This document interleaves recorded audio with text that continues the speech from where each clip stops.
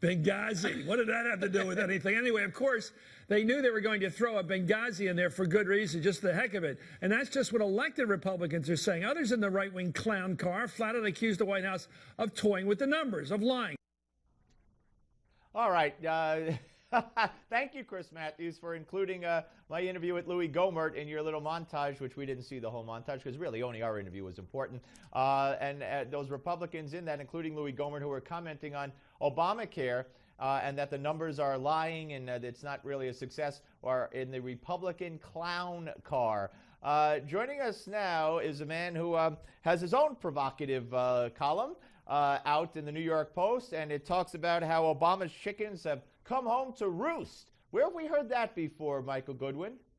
Thank you, Steve. Yes, I have my own clown car. I don't need the Republican. but of course, chickens coming home to roost is the dreaded Reverend Wright. Jeremiah Wright. Yeah. He was talking about America's chickens coming home to roost on 9/11. Yep.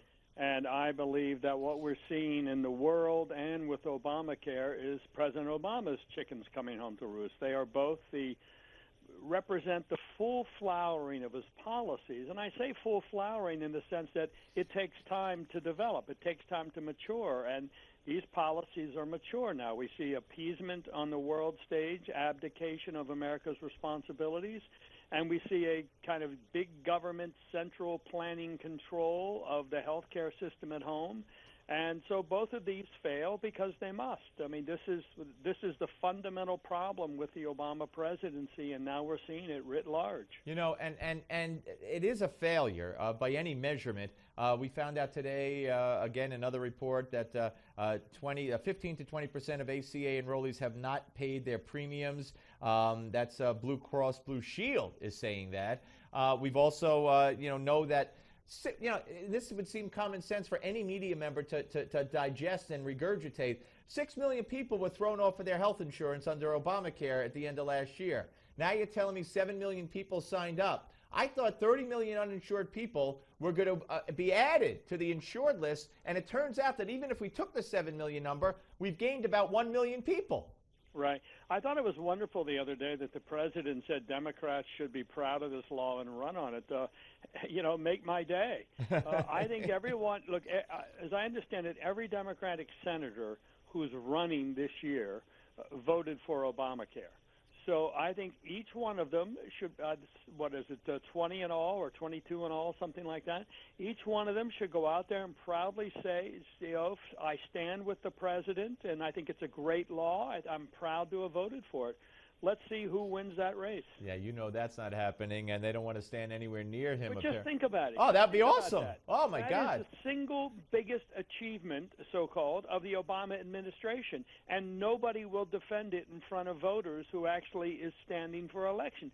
Think about what that tells you, and yet the president goes out there and acts as though it's going great guns. I mean, there's some huge disconnect here, and if voters let him get away with it, then democracy doesn't work anymore. A Caesar at home and a Chamberlain abroad. I think that is a brilliant line. Thank you. That's our president. Yeah. He wants to rule by diktat. Among his fellow Americans, and he cowers among our adversaries abroad. Look, he is actually nicer to Putin and the Iranian mullahs than he is to Republicans or domestic critics. I mean, for him, at home, there's only one way, and abroad, there are many, many ways. There's no one better way abroad. It's all whatever you feel like. I mean, so America has no special thing to say to the world, but at home, only Barack Obama has special things to say to Americans. He said the other day that the debate is over, this act is here to stay, and hey, I'm willing to work with anybody, the same tired line, and yet you have a handful of Democrats who are up for re-election in the Senate who have said, we want to make additions, we want to fix it, we want to change it. And Harry Reid, at the behest of the president, has said, no, you can't bring that up for a vote. So, I mean, he lies like he breathes every single day. It is hard not to have your head explode because, as you say, these things are simply untrue, and yet he says them in a manner that is persuasive, apparently still to about 40% of the country, if the polls are right. it's a befuddlement how people don't see through this. But here we are in year 6, and he's still fooling some of the people all the time. All right, now let me give you one of my lines. You think Jay Leno is unemployed right now, right? Well, turns out he's writing comedy for Hillary Clinton, and I'll prove it to you. Hillary was speaking at this women's forum the other day and talking about her tenure as Secretary of State. She said she was, quote, very proud of the stabilization and the really solid leadership that the administration provided. I think we really restored American leadership in the best sense. Now, who but Jay Leno or his writers could have written something so funny? I saw her whole answer, and it took her a while to even get there. She was the question was, what are you most proud of?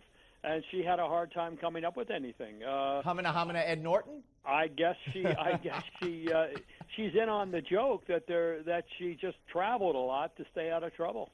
It is sad, and I don't know how, and then she plays the card, of course, and this is going to be problematic for any Republican that runs, unless they are willing to take this issue on head on, and that is that hundreds of women, Clinton said that there's a double standard for how women are treated in the media. Believe me, this is hard-won advice. And, if anything, the double standard on how Obama was treated, and the double standard for how Hillary will be treated by the media is advantageous. That's true. Certainly in Obama's case.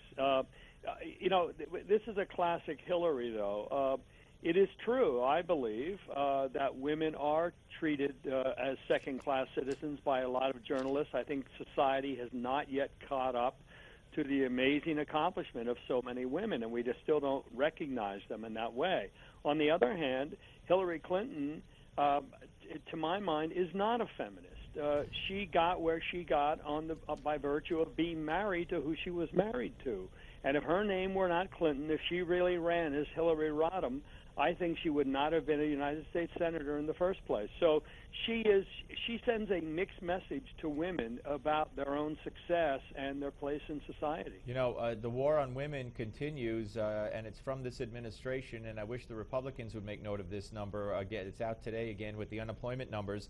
In March, there were 180,000 more women unemployed than in February, and at the same time, the unemployment rate for women rose from 6.4% to 6.6% in February. And this administration, when it comes to the economics of women, has been a disaster. But again, it's a failure to communicate on the part of the Republicans. They know how sensitive this war on women issue is on every level. So when you have these numbers, go out and say, hey, we're disappointed in all the numbers, especially the fact that unemployment for women rose 0.2%. But you don't hear from them at all.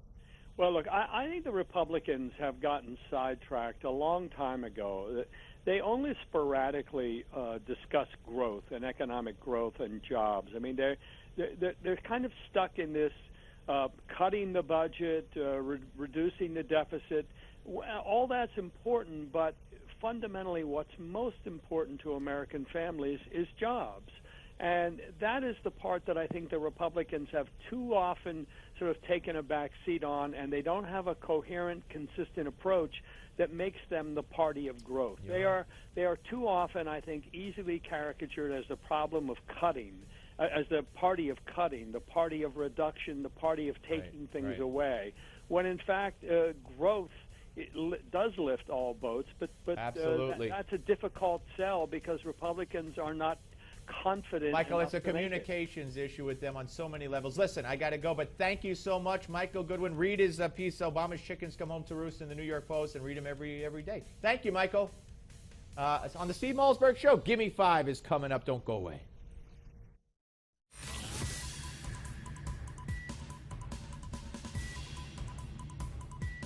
We don't just talk about the news, we talk to those making news. This is the Steve Malzberg Show. Adding a custom grind to the sole of a wedge creates two different bounce options. Plays one way when addressed square, and another when you open the face. It's like having two clubs in one. Tour players use custom grinds, so should you. Check them out at hopkinsgolf.com, where there's a 30-day money-back guarantee and free shipping. See how a Hopkins custom grind will give you more options around the green. Hopkins Golf, tour authentic equipment at a factory direct price. Federal and state authorities urge every American family to have an emergency radio. It can save you and your loved ones from disaster. Now, Newsmax has an incredible offer for you. Get our Weatherband emergency radio free. This emergency radio picks up AM, FM, and the NOAA Weather Band. It even works without batteries, essential in an emergency. Call the number below right now and you'll get this emergency radio, plus 2 great publications, including the award-winning Newsmax magazine. Each month, Newsmax brings you the important stories you won't see anywhere else. Plus, you'll get incisive commentary from David Limbaugh, George Will, Michael Reagan, Ben Stein, Dr. Laura, and more. Ben Stein says Newsmax reveals the unafraid, uncomplicated, bare-knuckles truth about